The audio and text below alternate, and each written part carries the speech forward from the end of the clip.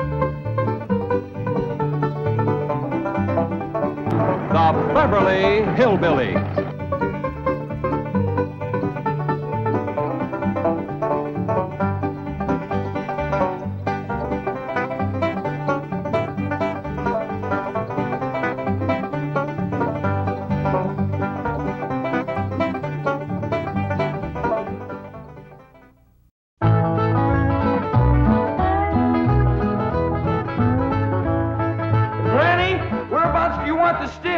Over here on this side of the cement pond, Jethro. Okay, Granny.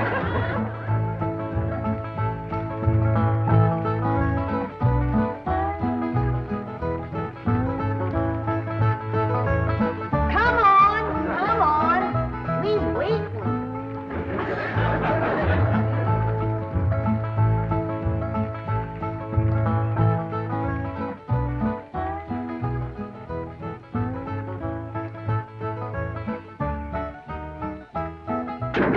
Turn it a mite that way, Jethro.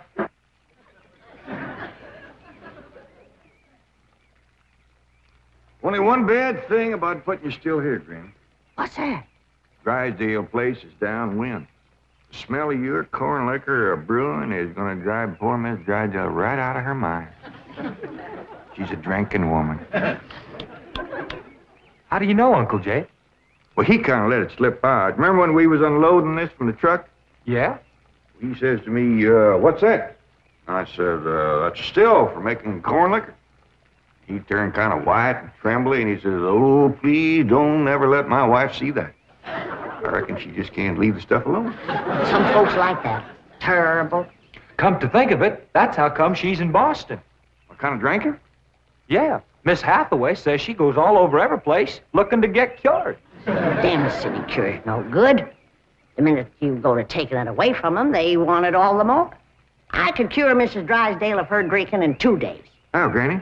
I just telling her she could have all she wanted. When they find out you don't care if they drink, they don't care to drink. That sure would be a blessing. Huh? Over here, Ellie, now. No more talk about drinking. Hey, look, everybody. Ella Mae's wearing a dress. How, Mr. Drysdale's in the house to see you. All right. My, ain't she pretty? Yeah.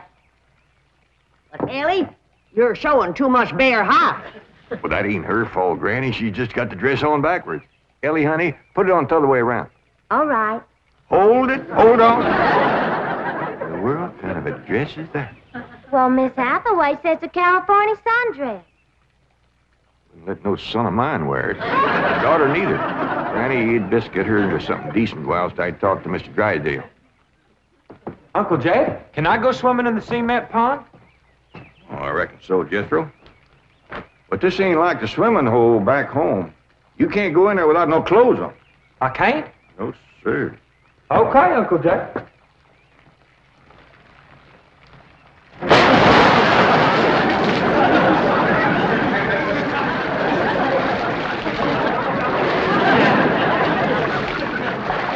Someday I gotta have a long talk with that boy.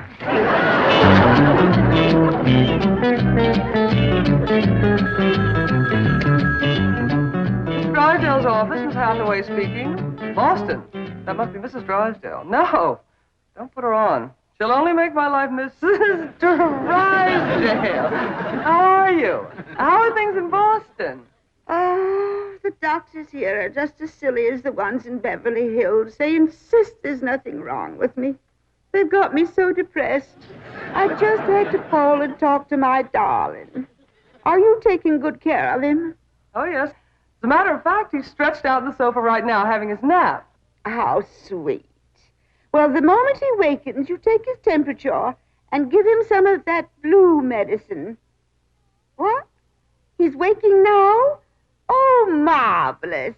Put him on. Tell him Mumsy wants to hear his sweet voice. Speak to your mumsy. He whined. Oh, he probably has a migraine. Oh, poor Patricia, my lord. even made a hypochondriac out of you. Any message for Mr. Drysdale? Who? Oh, Melvin, my husband. Yes, well, is he there? No, he's up at the Clampett estate. Clampett. They bought the place next to yours just about the time you left for Boston. I don't find them listed in the first families. You tell Milburn not to mingle with them socially until I've had a genealogical check run on them. We don't want riffraff living under our very noses. For pain, one swaller. Don't open near fire. I'll be right in, Mr. Drysdale. Thank you, Willie Mae. Granny, this is quite an array of medicines you have here. Yep, them's all the remedies I made myself. I wish you'd make something to help my wife. She's a terrible hypochondriac. Oh, What's the hypochondriac? Ellie, you run along now. I'll join you directly. Yeah, she goes from doctor to doctor to doctor. Well, I reckon the doctor can't help what's ailing her. Of course they can. It's psychosomatic. But she insists on prescriptions. Oh, I wish you could see our bedroom. Bottles all over the place. I plead with her. I hide the stuff. She always finds it or gets more. You think that's a lot of bottles? You should see my wife after a trip to the pharmacy. Why, she's so loaded she can hardly stagger up the stairs. Sit down, Mr. Drysdale. Sit yourself. And she has a dog. A perfectly healthy poodle. Now, would you believe that she Don't tell me. laps it up just like she does? Lord, look. You're sure toting a heavy burden. Now, maybe I can help you. Now, if she was to think that every time that she was to... You can just wear that barrel till your clothes get dry. What happened to Jethro? Get too close to a skunk? He jumped in the pond with his clothes on. Mr. Drysdale, I'm sorry to kept you waiting. Did Granny tell you about her complaints about the kitchen? Jed, I'm ashamed to mention my piddling troubles to a man bowed down with the misery he's got. You know his wife.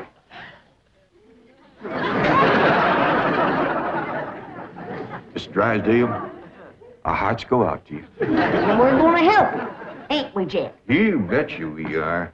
Man serves a poor purpose in this world if he can't help his neighbor. Oh, you're very kind, but I'll manage. I've been living with it for years. Have a nip, it'll brace you up. Oh, no, thank you. I never touch it. You hear that, Jed? Poor man. He's got all the trouble and none of the fun.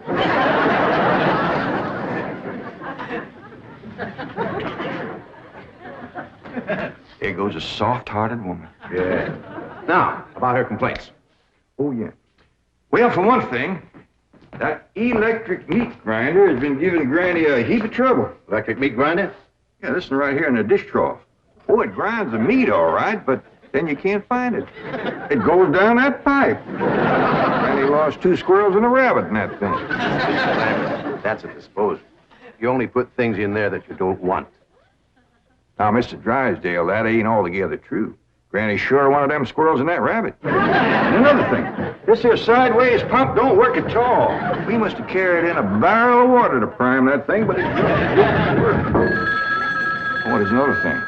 Every once in a while, this little thingamajig here makes a ringing noise like that. There it goes again. Well, that's the telephone. Someone's calling you. I don't hear him. They're calling you on the telephone. Say hello into it. Hello. You have to lift the receiver first. Now say it. Hello. Mr. Clampett? He said my name.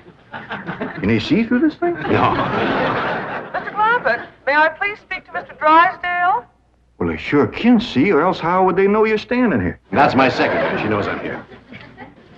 Yes, Miss Hathaway. Mr. Drysdale, I have some messages. Well, I'll be doggone. Granny! Ellie Mae! Come look what we got! The Clampetts have just discovered the telephone.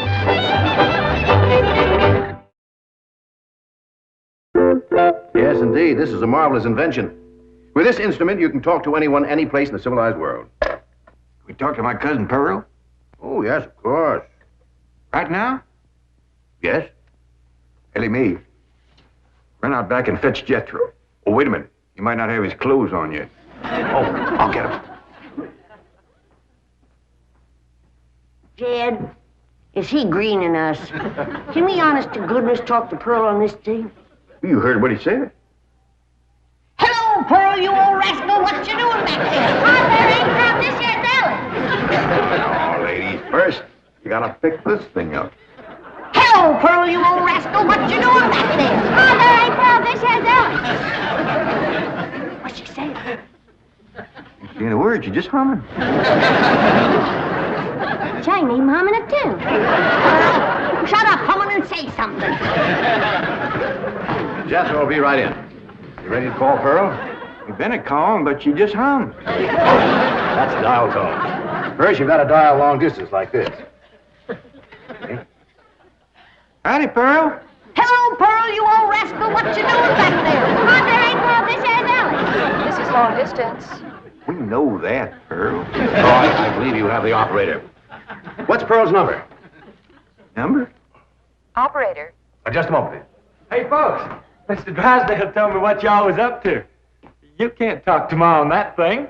Well, look who's getting too smart for his britches. Too big for him, too. Mr. Drysdale says we can talk to her. Yeah, you think you know more than Mr. Drysdale? Well, I know Ma ain't got no telephone.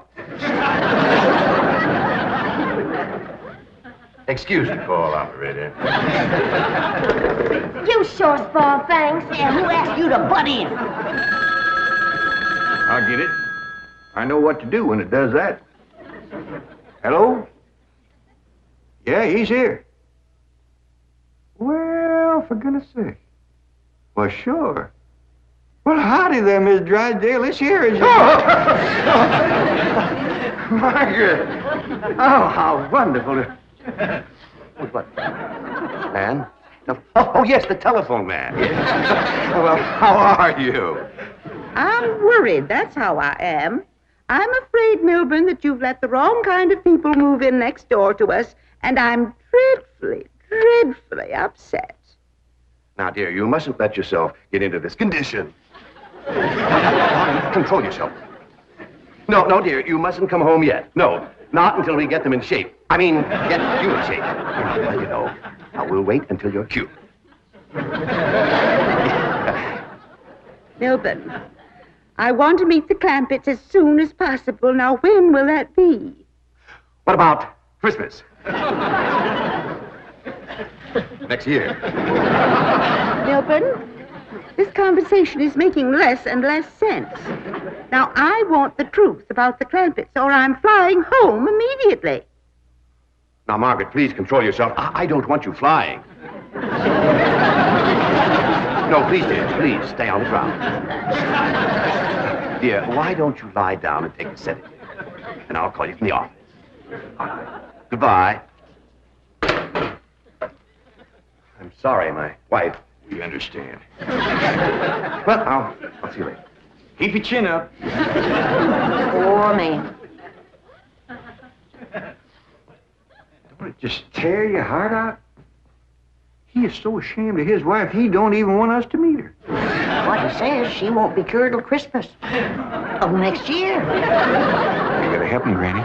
I still say I could cure Mrs. Drysdale in 2 days. Sure be worth a try if we could get her out here.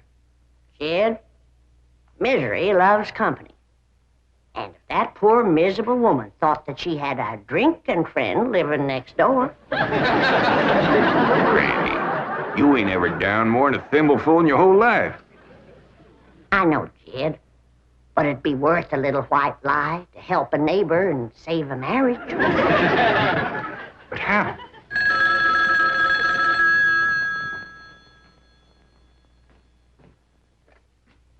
Hello? Yes, ma'am. Ain't that a stroke of luck, Granny? It's Mrs. Drysdale again. Well, no, ma'am, he ain't here, Mrs. Drysdale, but Granny and me'd like to talk to you. We your next-door neighbors, the Clampetts. Listen, honey, I got my still set up not 50 feet from your back door. Now, you come on home, and you and me will get glassy-eyed, falling down crocked. We'll get juiced-at eyeballs. How does that sound to you, honey? I don't hear nothing. Me neither.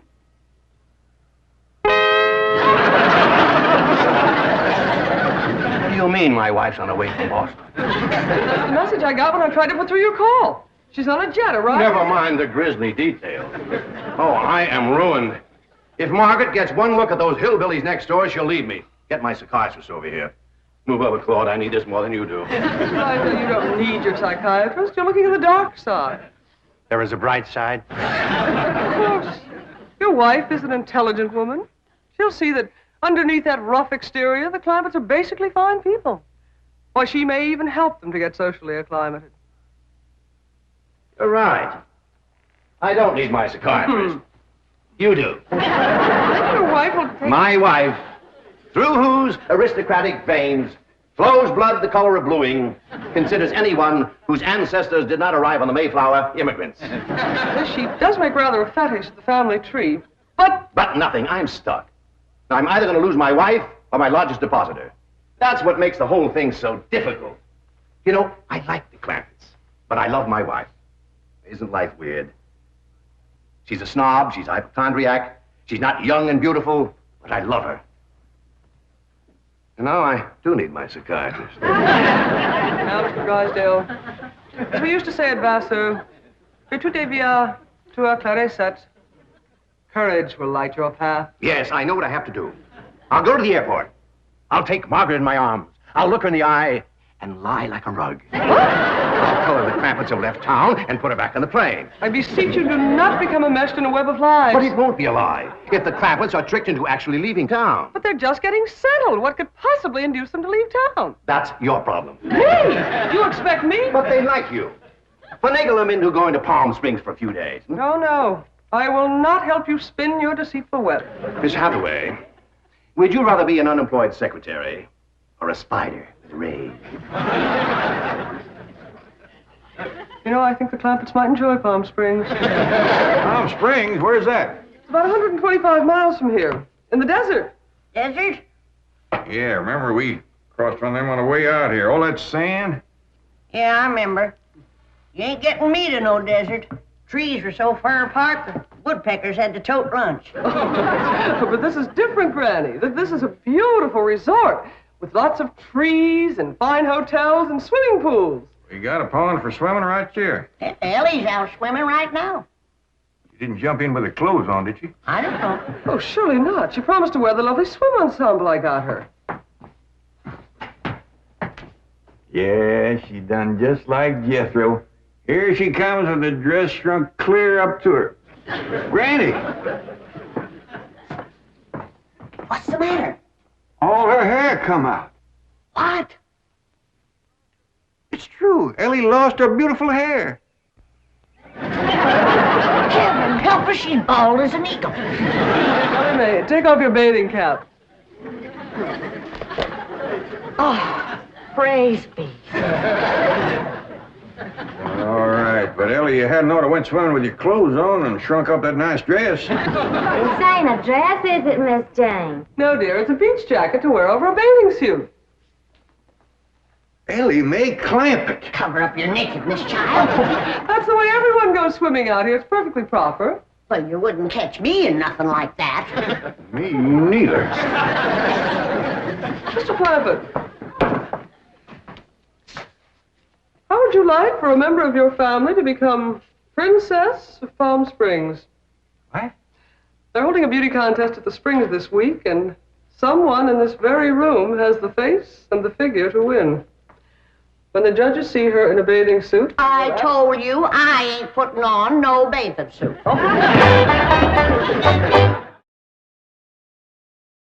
Believe me, Mr. Clampett, this beautiful daughter of yours can win that Palm Springs beauty contest without even trying. Can we go, Pa?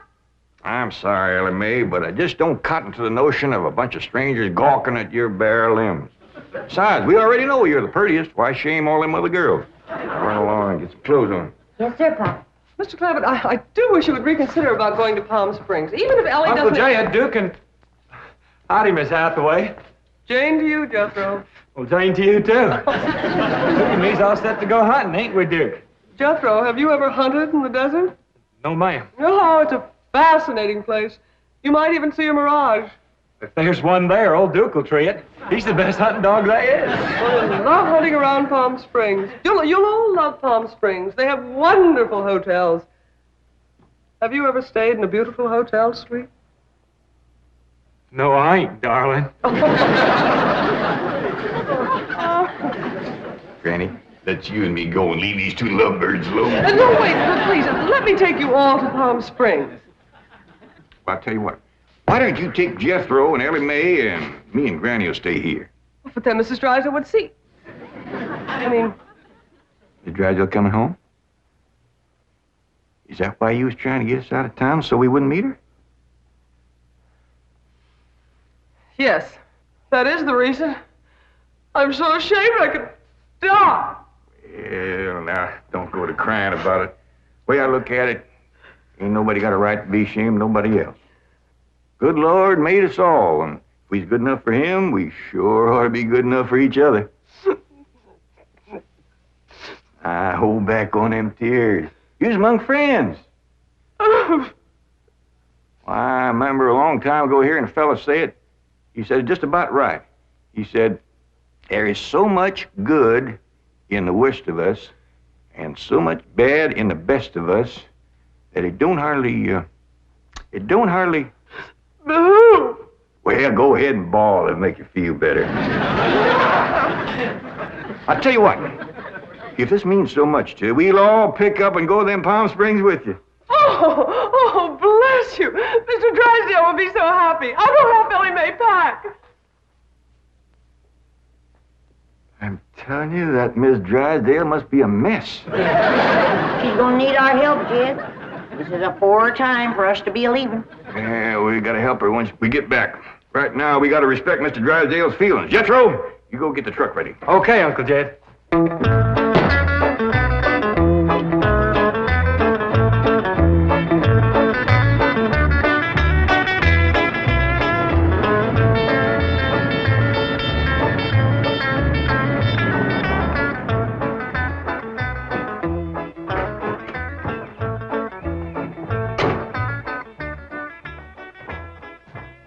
There, Melvin. The Clampetts gardener shouldn't leave his car parked in the front driveway that way. Oh, you're absolutely right, dear, yes. Oh, Margaret, don't you want to stop at home first and freshen up? Take some medicine or something?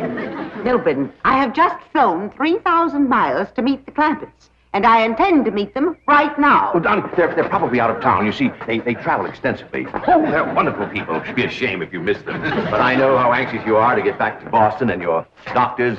And Sonny. How is Sonny? How's he like Harvard this year? Is it Yale?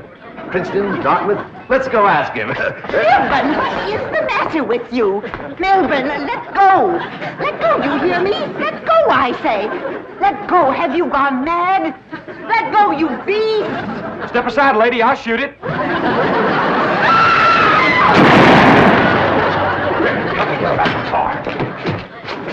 What'd you shoot, Jethro? I think it was a fox. Who's that? My wife. And why aren't you in Palm Springs? Let's get her home as quickly as possible. What's going on? Jethro shot a fox. That's Miss Drysdale, stewed to the gills. No wonder they didn't want us to see her. Poor woman. You mean poor husband. Yeah. We can't go up to Palm Springs and leave our neighbor at a time like this. That's right. We gotta pitch in and see that his wife gets cured. Uncle Jed, are we going hunting? Might as well. It'll be a while before she sleeps that one off. Well, I hope there's some possum around. These skinny old California foxes ain't worth shooting at.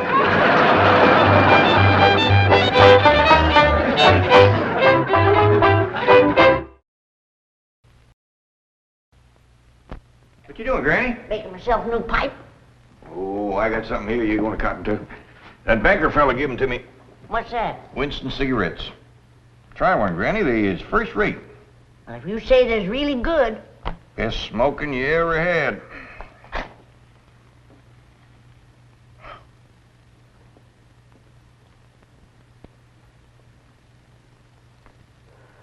By thunder, Jed, that is good smoking. Now try it this way, Granny.